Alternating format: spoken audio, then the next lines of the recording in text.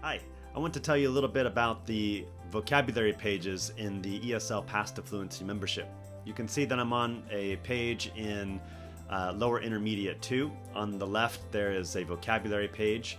Underneath, you'll see there are boxes for challenge sheets, worksheets, and activity ideas. When I open up one of these, there are downloads underneath. The first download is this full color version of the vocabulary page, and I'll open that now. This full color version is obviously, you can print this, but you can also send this to your students in Flipgrid or Seesaw so that they can complete challenges using one of those apps. The reason it's set up like it is, so you'll notice at the top the pictures are here at the top and the words are down here at the bottom, and then there's a square here that says sign or stamp. This is set up this way on purpose, and the reason for it is so that students can practice saying the words without looking at the answers at the bottom. So you can practice the words together, and then you can either fold the answers underneath or you can cut them off, and then students will have to remember the words in order to say them. So when I start teaching a page like this, I will go through the words one at a time with the students. I'll say the word one time, barbecue, and then they say it one time, barbecue, and then I say it 3 times, and then they say it 3 times, and then we move to the next word. If the picture is clear enough, then you don't need to explain much. If you need to explain, try to make it quick, because the focus right now is on familiarizing them with the words and helping them to remember them. So we would say barbecue, barbecue, barbecue, barbecue, barbecue, barbecue, barbecue, barbecue. And then we move to the next word, strawberry jelly, and they would say strawberry jelly, and then I would say it 3 times, they would say it 3 times. As I go through these, the students can write the number of the picture down here next to the word so that they can remember later if they have a homework assignment to complete. I do not let students write the words up here next to the pictures. That defeats the purpose of having the pictures and the words separated. So once we get across the first row of the first 4 words, then I will go back and have students repeat all 4. Barbecue, strawberry jelly, cheese, lettuce, go. And so then they're going to say barbecue, strawberry jelly, cheese, lettuce. Okay, everybody fold your paper under, fold your answers under, and say those words again. They say barbecue, strawberry jelly, cheese, lettuce. Great job. Okay, let's go on to the next row and we'll go through these together until they're able to say all of the words without looking at the answers at the bottom as a class.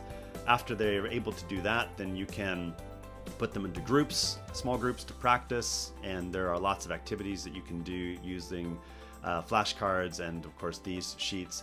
And then at the end you want them to come to you and say all of the vocabulary words from memory, and when they can do that, you can sign or stamp down here at the bottom which says that they've mastered those vocabulary words and have passed, and then you can track that on the ESL Path to Fluency tracker for each level.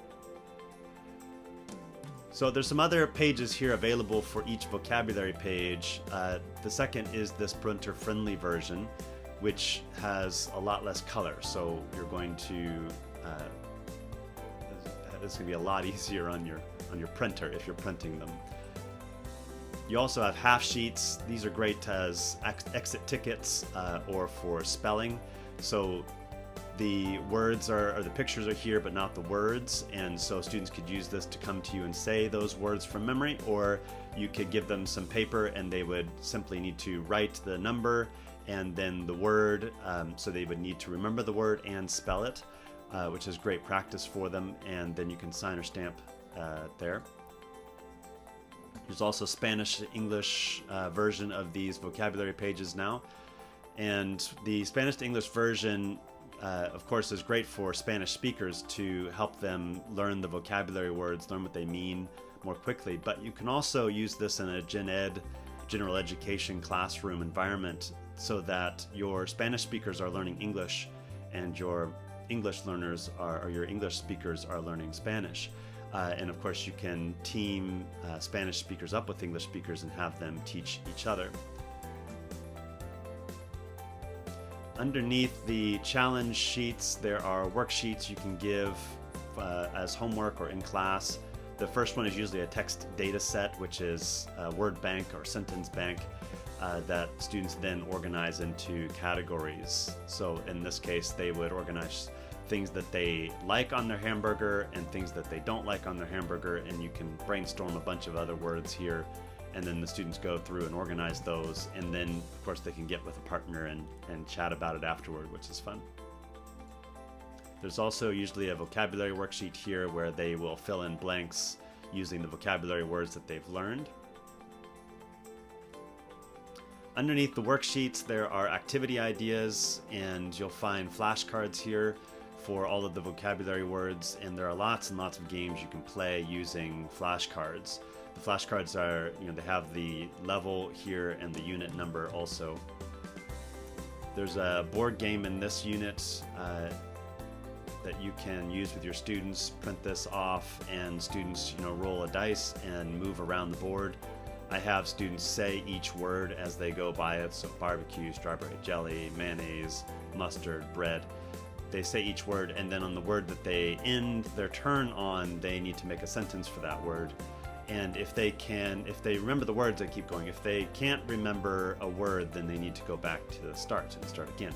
You can put students in groups of 2 or 3, and that way students get lots of extra practice using the words.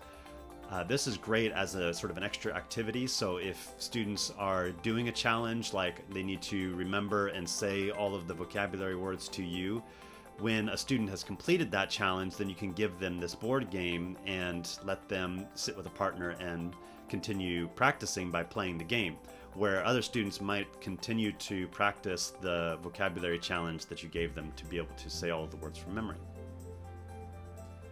It helps to differentiate for students who work at different speeds or who are at different levels. Underneath those, you'll see that there are a number of activities here. This list will continue to grow as I add activities to them. And these activities are usually a lot of fun. My favorite is the vocab page board game. You can actually use the vocabulary page itself as a board game. You just put your character on there and roll the dice, and students move along the vocabulary words, which makes every page, every vocabulary page, a board game.